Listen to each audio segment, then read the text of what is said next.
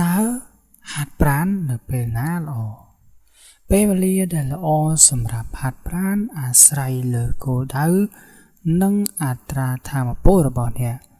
ខាងក្រោមនេះជាអត្ថប្រយោជន៍នៃការហាត់ប្រាណនៅពេលផ្សេងៗ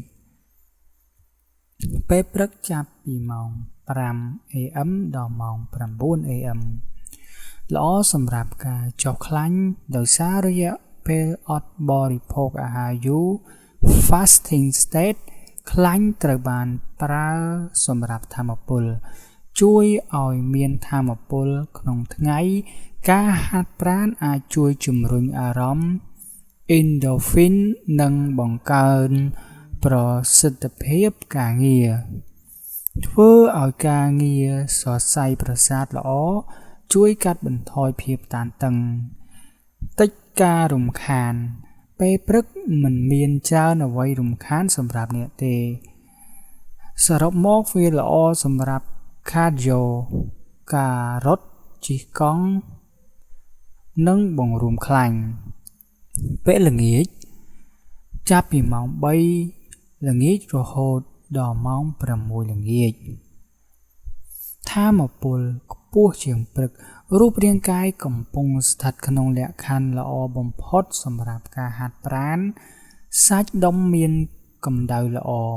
កម្ដៅក្នុងខ្លួនអាចបង្កើនប្រសិទ្ធភាពលំហាត់ជួយបន្ថយភាពតានតឹងការហាត់ប្រាណអាចជួយបន្ធូរអារម្មណ៍បន្ទាប់ពីថ្ងៃធ្វើការស័ក្តិសមសម្រាប់ការហាត់លើកទម្ងន់កម្លាំងសាច់ដុំកំពុងកើនឡើងល្អ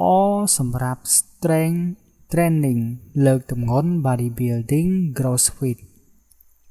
នៅពេលយប់ចាប់ពីម៉ោង 7 PM ដល់ម៉ោង 9 PM ជួយបន្ថយអារម្មណ៍តានតឹងល្អសម្រាប់ការរីករាយនិងភាពស្ងប់ស្ងាត់ជួយចងចាំដំណេកល្អបើជៀសវាង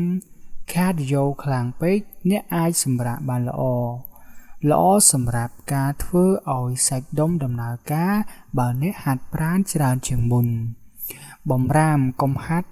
cardio ខ្លាំងពេកដោយសារអាចធ្វើឲ្យអ្នកលង់លក់យឺតល្អសម្រាប់ yoga stretching light strength training សរុបសេចក្តីមកតើអ្នកគួរហាត់ប្រាណនៅពេលណាបើអ្នកចង់ស្រកគីឡូគួរហាត់ប្រាណពេលព្រឹក cardio ហើយនឹង HIIT ចង់បង្កើនសាច់ដុំហាត់ល្ងាច strength training ចង់កាត់បន្ថយភាពតានតឹងហាត់ពេលល្ងាចឬយប់ yoga stretching សំខាន់បំផុតគឺការប្រកាន់ភ្ជាប់នឹងភាពងាយស្រួលរបស់អ្នក